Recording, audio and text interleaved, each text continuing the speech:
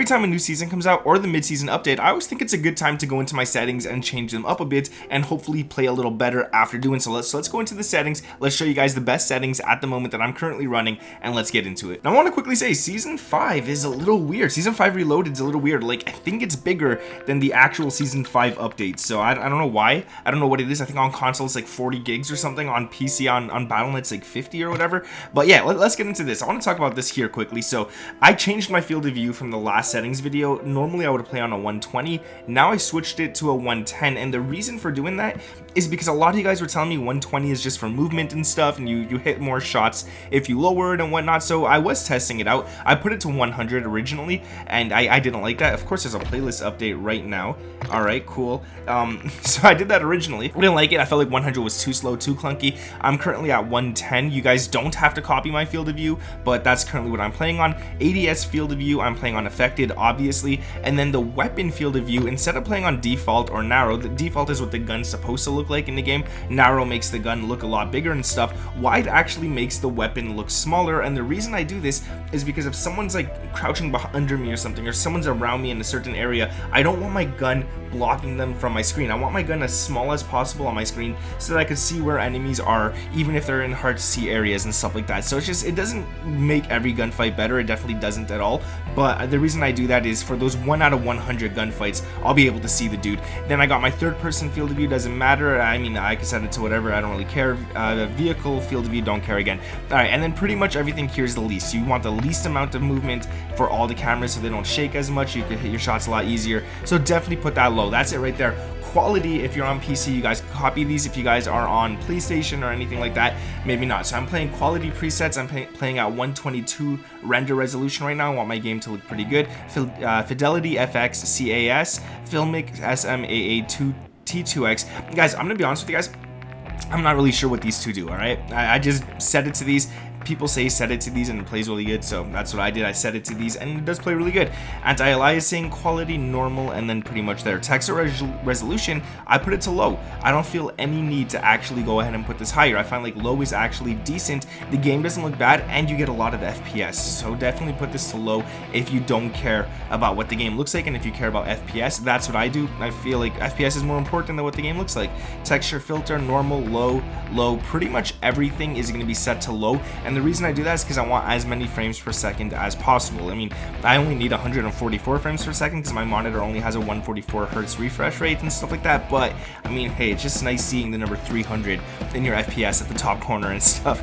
Yeah, so as you guys can see, everything, I mean, just go through it. These ones here, I don't have to talk about all of them. You'll see they're low or off. And pretty much that's it. Like, I don't need to go ahead and talk about every single one of these. Everything is going to be low, especially shadows. Shadows, definitely set these to low because these take a lot. Like, you're going to lose a lot of FPS if you throw these all on high and stuff like that. Not worth it in my opinion. And again, everything else is low. Pretty much film grain 0, weapon motion blur off, world motion blur off, depth of field on. So these definitely off and 0. Like, they make the game look horrible, okay? So definitely put those to off and 0. And then, yeah, pretty much this, you don't really need this. Let's get into controller settings because that's what I play with, and I want to show you guys this right here. So yeah, the advanced controller settings, we got the aim assist type default. Now I think last time I made this video I was playing on precision or focusing. I don't remember which one I was playing on, but right now I have it on default.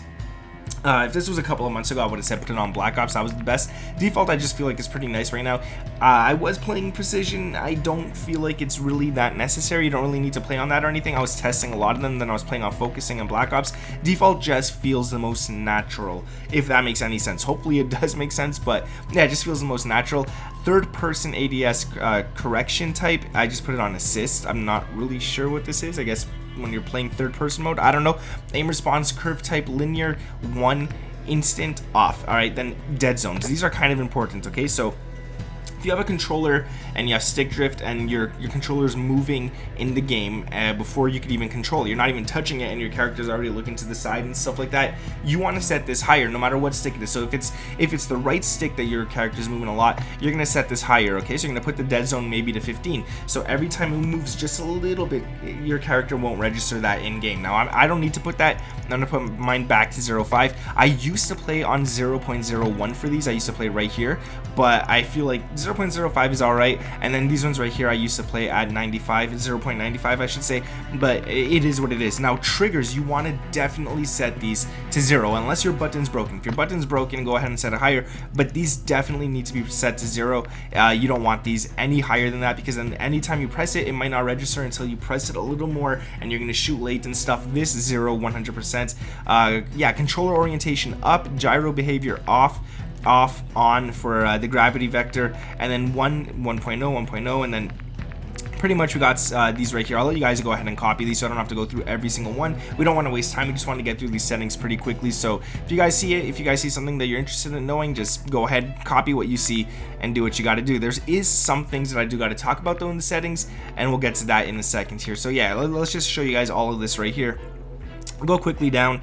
This is mostly some stuff that I wouldn't really mess with too much. I think these are on default. I think this is what the game had, but yeah, this is pretty much it. Go ahead, copy what you guys like. I personally don't really know if I change these much. Now let's get into actual controller settings, because this is pretty important. So controller menu prompts, I mean, yeah, we could set this automatic, doesn't matter. All right, so edit button layout. This right here, as you guys can see, I switched my buttons, these ones here, the shoots, the triggers, and the ones that throw the lethals and tacticals.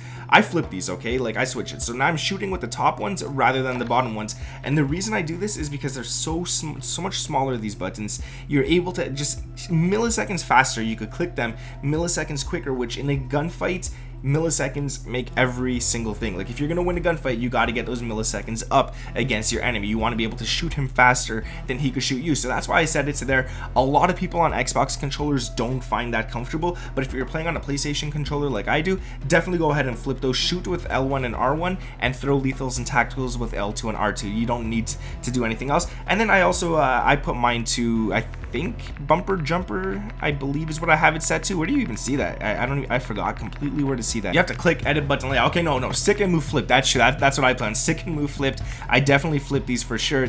That's what you want to do. Here's the settings right here.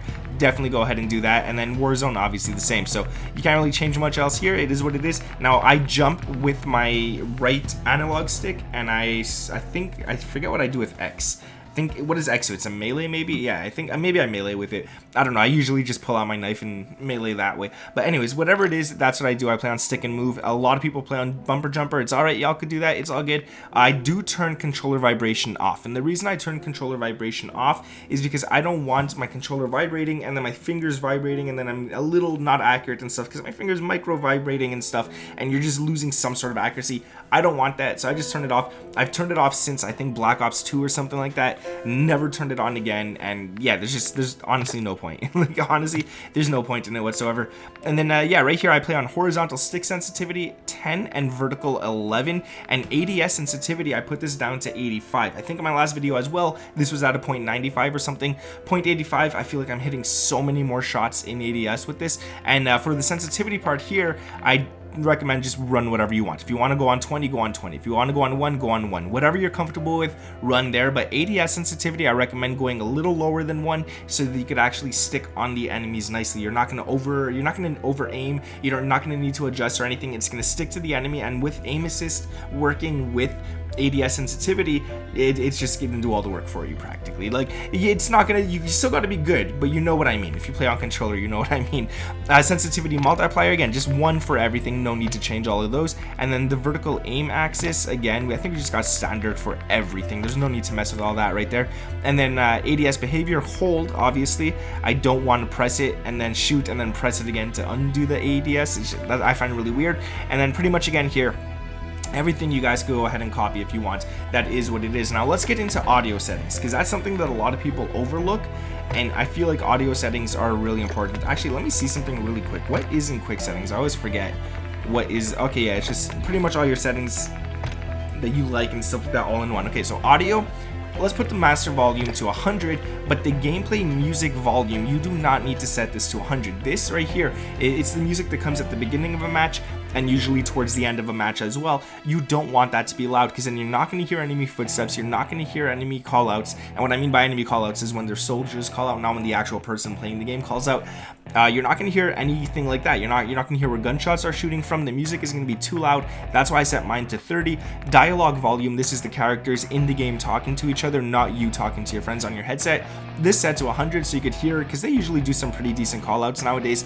Effects volume, gunshots, footsteps, grenades blowing up, literally everything. You want that at 100 as well. That's really important. And I do play on headphone bass boost, so you guys can do that as well.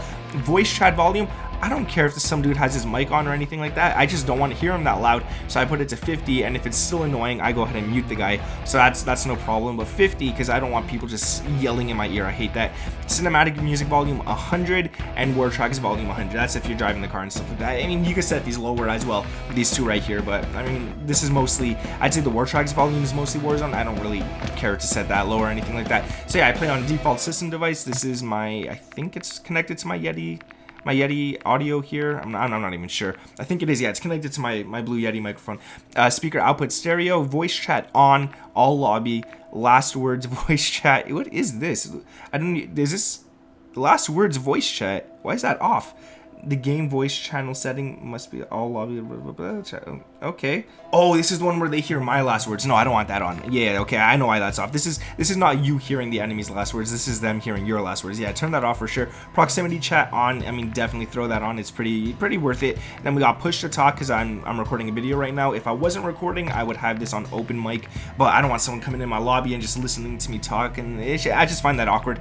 So yeah, I put that to push to talk every time I go and record. Sometimes I forget it on. And yeah, pretty much that's it for the settings right there. If you guys like these settings, definitely go ahead and use them, but I always recommend using your own settings as well, your own sensitivity, whatever works for your FPS, whatever works for your quality of the game, all that kind of stuff. This is just like a general guideline. If you guys want to copy it, go ahead and copy it, but especially when it comes to sensitivity and stuff, stick to what you're comfortable with. Alright guys, that's gonna be it for the video. If you did enjoy it, make sure to drop a like, sub to the channel if those notifications turned on. Thank you guys for watching, and let me know down in the comments below, what is your KD in Modern Warfare 2. Thank you guys for watching. My name is Nick, and I'll catch you in the next one. Peace.